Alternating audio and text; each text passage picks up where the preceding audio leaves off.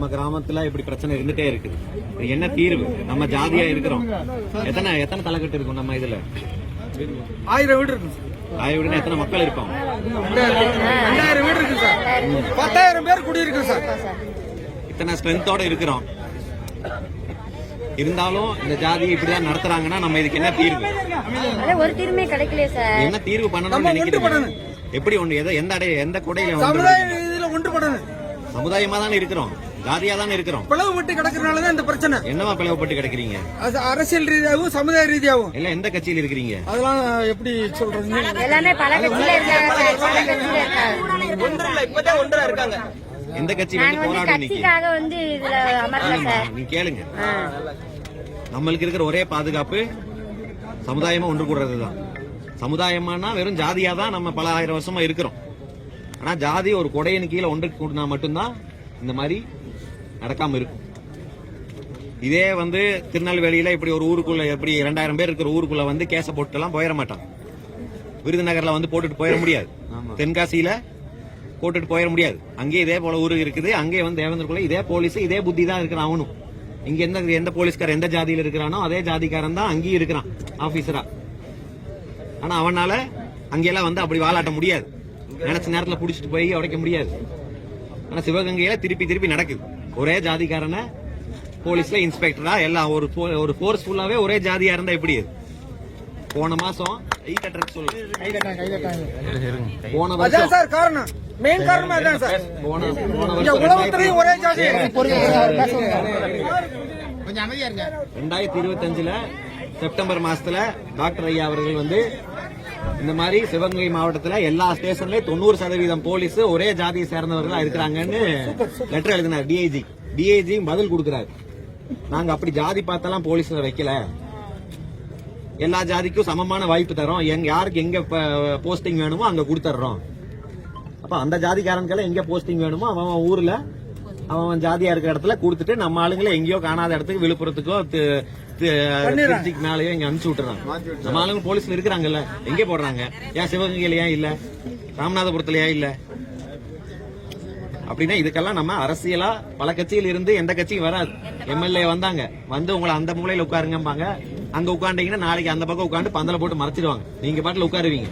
இப்படிதான் பல பேர் 1 வருஷம் நடந்த போராட்டம் இருக்குது. உடலை வாங்காம 1 வருஷம் நடந்த போராட்டம் எல்லாம் சமீபத்தில் நடந்த போராட்டம் எல்லாம் இருக்குது.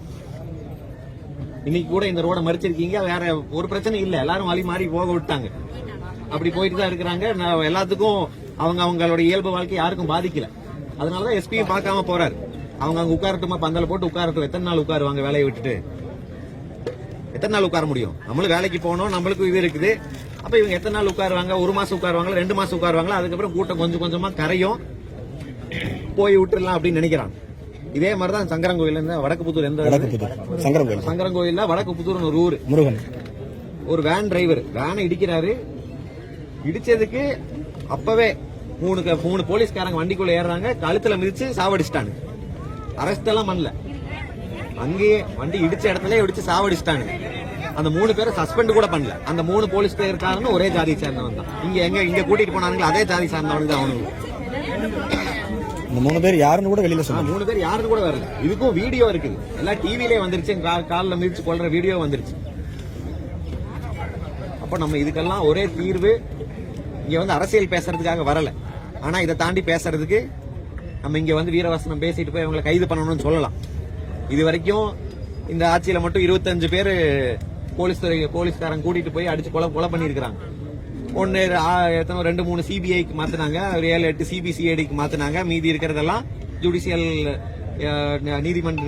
நீதிபதியுடைய ஆய்வு செய்வாருன்னு மாத்திட்டாங்க. நம்ம போராட்டத்தோட வலிமையை பொறுத்து ரொம்ப பெரிய போராட்டம் தமிழ்நாடு முழுக்க பேசினா சிபிஐ, ஓரளவுக்கு அந்த ஊர் மட்டும் போராடினா சிபிசிஐடி, பெருசா போராடாம வெறும் கொஞ்சம் சமூக வலைத்தங்களை மட்டும் எழுதுனா நீதிபதி. இதுதான் அவங்க அளவு. இதெல்லாம் ஏதோ கிணத்துல தூக்கி போடுற மாதிரி சிபிசிஐடிக்கு மாத்திட்டோம். சிபிஐயோ சிபிசிஐடியோ போலீஸோ எல்லாரும் ஒரே அமைச்சர் கீழே ஒரே ஆட்கள் கீழே தான் பணி செய்யுது. அதனால சிபிசிஐடிக்கு மாத்துறதுனால எந்த பணியும் கிடையாது. குறைந்தபட்சம் சிபிஐக்காவது மாத்தணுங்கிறத நம்ம கோரிக்கை. அப்படியே சிபிஐக்கு மாத்தி எப்போ போன ஆட்சியில அந்த ஜெயராஜ் பீலிக்ஸ்னு 2 பேரை கொண்டாங்க, சாத்தாங்குளத்துல அடிச்சு கொண்டாங்க. அந்த கேஸ் சிபிஐக்கு இன்னைக்கு வரைக்கும் வரல. எத்தனை பேர் இந்த போலீஸ்காரங்க அடிச்சு கொண்டிருக்காங்க. ஒரு போலீஸ்காரனை கூட இது வரைக்கும் இந்த நாட்டுல தண்டிச்சது கிடையாது. தமிழ்நாட்டுல அவன் பாட்டுல அடிச்சு கொள்ளுவான். அதை அடிச்சு கொள்றதுன்னா சாதாரண மக்கள் நம்மள தானே அடிச்சு கொள்றான். ஒரு பக்கம் வெட்டுறது நம்ம ஜாதிக்கார ஜாதி வெறியில இருந்து நம்மள தான் வெட்டுறான். அவனை போலீஸ்காரன் பாதுகாத்துக்கிறான். இந்த பக்கம் போலீஸ்காரன் கையிலயும் நம்ம தான் அடிபட்டு சாக வேண்டியதா இருக்கு. அப்போ இந்த பல கட்சிகள் இருக்கிறதுனால நம்மளுக்கு எந்த பயனும் கிடையாது. இவ்வளவு பெரிய ஊரு, இவ்வளவு பெரிய ஸ்ட்ரென்த் இருக்கும் போது இங்க ஒரு கட்சி இல்லாம நம்ம ஜாதியா வந்து என்னைக்காவது உட்காந்து போனா அது ஈஸியா அவன் கலைச்சு விட்டுருவான். நாளைக்கு இந்த மாதிரி எத்தனையோ போராட்டங்களை நாம போய் பேசி இருக்கோம். இப்போ முதல்ல ஒரு வாரம் விட்டுருவான், அந்த மக்களோட உணர்ச்சியோட இருப்பாங்க போராட்டமே. நாளைக்கு இந்த ஊருக்குள்ளேயே இருக்கிற ஆட்களை வச்சு கட்சிக்காரங்களை வச்சு கொஞ்சம் கொஞ்சமா கலைப்பாங்க. பார்த்துட்டு தான் இருக்கிறோம். கொஞ்சம் கொஞ்சமா கலைச்சு அப்ப அப்படியே ஊருக்கு போவாங்க. 500 பேரா இருக்கிறது 100 மாறும், 100 இருக்கிறது 50 மாறும். கடைசி வரைக்கும் அந்த போலீஸ்காரன் என்ன சஸ்பெண்ட் தான் பண்ணுவானே தவிர அவன் மேல எஃப்ஐஆர் போடுறதுக்கு வரவே மாட்டான். இப்படி ஒரு கொலை நடந்திருக்குது, தமிழ்நாடு முழுக்க பேசப்படுது. ஒரு எஸ்பியோ ஒரு டிஎஸ்பியோ ஒரு அரசனுடைய உயர் அதிகாரியோ ஒரு அறிக்கை கூட விடல. அந்த அளவுக்கு தாழ்வா நினைச்சிட்டு இருக்கிறான். ஒரு அறிக்கை விடுறதுக்கு என்ன, ஒரு எஸ்பி வந்து பேசுறதுக்கு என்ன நடந்துச்சுன்னு சொல்றதுக்கு என்ன, ஊடகத்துக்காவது ஒரு விளக்கம் கொடுக்கணும்ல இப்படிதான் நடந்துச்சுங்கிறதுக்கு. பொய்யுக்கு மேல பொய். பாலத்துல இருந்து குதிச்சாங்கிறான். ஒரு இறந்தவன் மேல ஒரு மரியாதை இல்லாம பாலத்துல இருந்து குதிச்சு உண்மையில நாங்க இப்ப அங்க மதுரை ஜிஹெச்சுக்கு போயிட்டு தான் வரோம். அதாவது என்ன ஆகணும், மருத்துவ ரீதி என்ன ஆகும்னா கால் உடைஞ்சா ஃபேட் எம்பாலிசம்னு ஆகும். அதாவது அந்த கொழுப்பு வந்து ரத்த குழாயில ஏறி நெஞ்சில போய் அடைப்பு ஏற்படும். இது கால் உடைச்சா இல்ல, கால் போலீஸ்காரன் உடைச்சா கிடையாது, நம்மளே கீழே விழுந்தாலும் நடக்கும். அப்படி இவங்க காலை மட்டும் உடைக்கணும்னு நினைச்சிருக்காங்க. கால் உடைப்புல அது அந்த பையனுக்கு ஃபேட் எம்பாலிசம் ஆகி மூச்சு திணறல் வந்து இறந்துருக்கு. இதான் நடந்திருக்கு. அதாவது கால் வந்து எந்த அளவுக்குன்னா அது ஒரு எலும்பு இப்படி ஒரு பீஸா உடைஞ்சாலும் அப்படி நடக்காது. அது பல பீஸா உடைஞ்சாதான் அந்த மாதிரி ஃபேட் எம்பாலிசம்ங்கிறது நடக்கும். அப்படிதான் ஆகாஷுக்கு நடந்திருக்கு. அப்படிதான் அவனோட உயிர் போயிருக்கு. அப்போ அவ கால் உடைக்கிறதுனால என்ன குற்றத்தை குறைச்சிருவாங்கன்னு போலீஸ் நினைக்கிறாங்களா?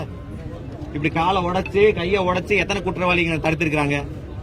நம்ம ஜாதியை கொலை பண்ண 10 கொலை 20 கொலை பண்ணவளே இன்னைக்கு போலீஸ் பாதுகாப்போட ரீல்ஸ் போட்டு சுத்திட்டு இருக்கிறான். நீங்க பாத்திருப்பீங்க. அவனுங்க தலைவர் ஆயிடுறானுங்க. கொலை பண்ணுனா தலைவர் சுத்திட்டு இருக்காங்க. போலீஸ் அவனுக்கு பாதுகாப்பு பின்னாடியே துப்பாக்கி பிடிச்சிட்டு போலீஸ் பாதுகாப்புல சுத்திட்டு இருக்கான். அவன் கையை கால்களை ஏன் உடைக்க முடியல? ஏன் என்கவுண்டர்ல ஏன் இந்த மாதிரி சின்ன சின்ன கேஸ்? அவன் வந்து சின்ன கேஸ் பெரிய கேஸ் எல்லாம் கிடையாது. நம்ம பையன் எப்ப சிக்குவான்னு பாத்துட்டு இருக்கிறான். சிக்கினா தூக்கிட்டு போய் எந்த கேஸ் எல்லாம் கிடையாது, இவன் காலை உடைச்சு விட்டுருவோம். அப்பதான் இந்த கிராமத்தை அடக்க முடியும். இவனுங்களை இப்படியே வச்சிருக்கணும். ஒண்ணு கஞ்சா போட்டு நீ குடிச்சிட்டு படு, இல்லன்னா வேற எதுவும் பண்ணாது, மேலையெல்லாம் வரக்கூடாதுங்கிறது நோக்கத்துலதான் இதெல்லாம் நடக்குது. இதுக்கெல்லாம் நம்ம தான் தீர்வு கண்டுபிடிச்சோம். வேற யாரும் வந்து தீர்வெல்லாம் தேட மாட்டாங்க. நீங்க சும்மா இங்க உட்கார்றதுனால எஃப்ஐஆர் போடுங்கிறதுனால எஃப்ஐஆர் அழுத்தம் கொடுப்போம். எல்லாரும் ஒண்ணு சேர்ந்து நிற்போம். இங்க எஃப்ஐஆர் போடணும், அந்த இழந்த குடும்பத்துக்கு வந்து இழப்பீடு தரணும். ஆனால் நிரந்தர தீர்வு ஒன்று பார்க்கும்போது என்னன்னு நான் சொன்னதுல உங்களுக்கு புரிஞ்சிருக்கும். அதை தான் நீங்க யோசிச்சு அதற்கானதான் நகர்வுகள் இருக்கணுமே தவிர வெறும் இந்த கேஸ் மட்டும் இது என்ன இன்னைக்கு உங்க ஊரில் நடந்திருக்குது. 25 பேர் இந்த 3 வருஷம் நடந்திருக்குதுன்னா அதுல 10 பேர் நம்ம ஜாதியை சேர்ந்தவன் தான் இருப்பான். நாளைக்கு வேற ஊர்ல, இந்த ஊர்ல நீங்க இந்த பிரச்சனை முடிஞ்சிச்சுன்னா நாளைக்கு வேற ஊர்ல வேற ஒரு பையன் அவங்க அம்மாக்கும் அவங்க தங்கச்சிக்கும் அப்பாக்கும் போய் இரங்கல் சொல்ல வேண்டியதா இருக்கும். நாம போய் அப்ப இது தொடர் கதையா நடந்துட்டு கூடாது. தமிழ்நாடு இங்க மட்டும் இதுக்கு மட்டும் தீர்வு இல்லை. இந்த மாதிரி போராட்டங்கள் இதுக்கு மட்டும் தீர்வு இல்லை. ஒட்டுமொத்த தமிழ்நாட்டில் இன்னைக்கு நான் தேவேந்திர குல வேளாளர் ஒரு பையன் மேல இனிமேல் கை வைக்க கூடாதுங்கிற ஒரு நிலையை உருவாக்கணும். எல்லா ஒரே ஜாதியை சேர்ந்தவங்க ஒரே போலீஸ் ஸ்டேஷன்ல ஏதோ ஜாதிக்கு பொறுக்கி சங்கம் நடத்துற மாதிரி போலீஸ் ஸ்டேஷனை மாத்தணும். அது குறிப்பா இந்த சிவகங்கை மாவட்டத்துல திருப்பி மீண்டும் நடக்குது. அந்த அஜித்ங்கிற பையன் இப்பதான் செத்தான். அது அவ்வளவு பெரிய இஷ்யூ ஆச்சு.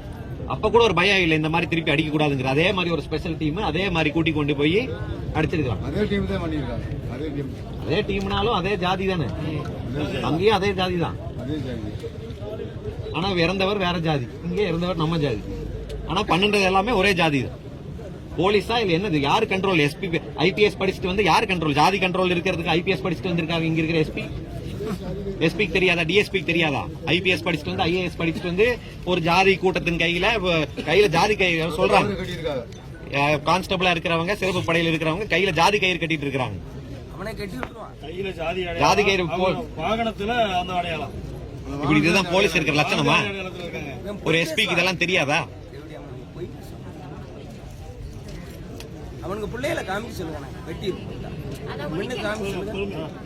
அதனால இதற்கு தீர்வு நம்ம ஒன்றா நிக்க வேண்டும். ஒரு அடையாளத்தின் கீழே, ஒரு தலைமையின் கீழே நில்லுங்க. நம்ம இது போன்ற இனிமேல் நடக்கக்கூடாது. ஆகாஷ் மட்டும் கிடையாது, ஆகாஷ் போன்ற ஒவ்வொரு இளைஞர்களுக்கும். ஏன்னா இவங்க கொண்டு போய் சாவடிக்கிறவங்களுக்கெல்லாம் ஏதோ 60 வயசு 70 வயசு கிடையாது. லிஸ்ட் எடுத்து பாத்தீங்கன்னா எல்லாரும் 25 வயசு 24 வயசு 30 வயசு 40 வயசுக்குள்ளதான். இதெல்லாம் சாகிற வயசு கிடையாது. இவங்க போய் அடிச்சு சாவடிக்காம இது நடக்கல. அதனால இதுக்கு நிரந்தர தீர்வு காண வேண்டும். அதுக்கு வந்து புதிய தமிழ் கட்சி என்றைக்கும் இந்த மக்களுக்கு துணையாக இருக்கும். நம்ம வந்து இது நியாயம் கிடைக்கிற வரைக்கும் நம்ம போராடி கொண்டுதான் இருப்போம்.